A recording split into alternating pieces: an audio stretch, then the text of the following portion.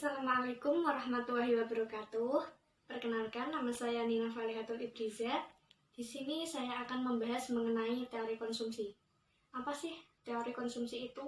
Pastinya bukan hanya makanan saja, tetapi ada baju, celana, peralatan rumah tangga, alat tulis, dan lain-lain. Jadi, konsumsi merupakan pengeluaran sebagian dari pendapat untuk membeli sesuatu disebut dengan pengeluaran konsumsi. Konsumsi merupakan fungsi dan pendapatan siap pakai. Dengan kata lain, fungsi konsumsi menunjukkan hubungan antara tingkat pengeluaran konsumsi dengan tingkat pendapatan yang siap dibelanjakan. Di sini kan pasti pendapatannya berbeda-beda. Ada yang jadi karyawan biasa, ada yang jadi bos. Semakin tinggi pekerjaannya, itu pasti pendapatannya semakin tinggi juga, dan juga kebutuhannya itu semakin meningkat. Jadi di sini saya akan menjelaskan mengenai hasil pendapatan sehari-hari yang umum aja ya. Nah, konsumsi dapat diartikan sebagai bagian pendapatan rumah tangga yang digunakan untuk membiayai pembelian aneka jasa dan kebutuhan lain.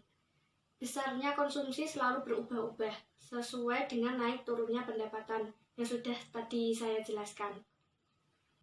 Nah, perilaku masyarakat membelanjakan sebagian dari pendapatan untuk membeli sesuatu disebut pengeluaran konsumsi. Konsumsi merupakan pengeluaran total untuk memperoleh barang dan jasa dalam suatu perekonomian dalam jangka waktu tertentu. Khusus untuk pengeluaran konsumsi rumah tangga, ada faktor yang paling penting, yaitu menentukan diantaranya tingkat pendapatan rumah tangga. Nah, tadi kan sudah saya jelaskan pengertian teori konsumsi. Sekarang saya akan menjelaskan faktor-faktor yang mempengaruhi konsumsi. Yang pertama itu ada distribusi penghasilan. Nah, ini dibagi menjadi dua. Yang pertama, orang yang berpendapatan tinggi. Yang kedua, orang yang berpendapatan rendah. Yang kedua yaitu tingkat penghasilan tinggi. Pengeluaran konsumsi suatu masyarakat dipengaruhi oleh tingkat pendapatan tertinggi yang pernah dicapainya. Dalam artian bahwa pengeluaran konsumsi suatu masyarakat tidak mudah berkurang meskipun pendapatan masyarakat itu berkurang. Akibatnya masyarakat akan mengurangi saving.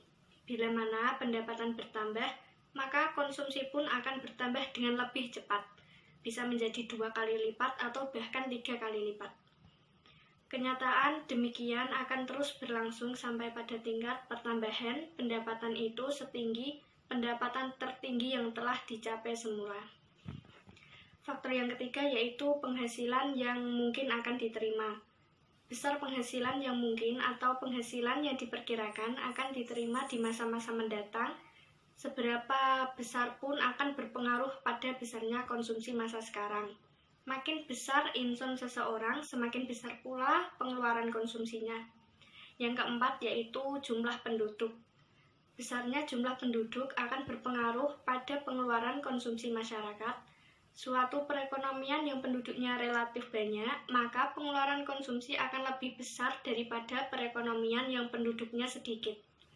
Meskipun jumlah pendapatan nasional masyarakat itu sama besarnya. Yang kelima yaitu barang-barang yang tahan lama di masyarakat. Pengaruh-pengaruh bahan tahan lama di masyarakat yaitu bisa menambah pengeluaran konsumsi dan mengurangi pengeluaran untuk konsumsi. Seperti nonton bioskop itu pasti banyak sekali dilakukan oleh kalangan muda seperti kita ini. Akan berkurang karena memiliki televisi sehingga sering melakukan piknik dan rekreasi sendiri. Yang keenam yaitu kebijaksanaan finansial dan marketing dari perusahaan. Pemberian saham yang dikeluarkan oleh suatu perusahaan pada galbilnya didorong oleh harapan-harapan bahwa pemegang saham ini akan menerima dividen. Besar dividen yang diterima oleh seseorang pemegang saham bergantung pada kebijaksanaan finansial tiap-tiap perusahaan. Yang ketujuh yaitu sikap masyarakat terhadap kehematan. Nah, itu tadi faktor-faktor yang mempengaruhi konsumsi di kehidupan masyarakat. Saya akan memberikan satu contoh yang biasanya di kalangan masyarakat itu dilakukan, yaitu menabung. Pasti kalian semua menabung kan untuk di masa depan. Di situ ada gambar siklus kehidupan dan konsumsi masyarakat pada saat usia muda, menengah, tua, menabung itu ya. Mungkin seseorang cenderung menerima pendapatan yang rendah pada usia muda, tinggi pada usia menengah, dan rendah lagi pada usia tua.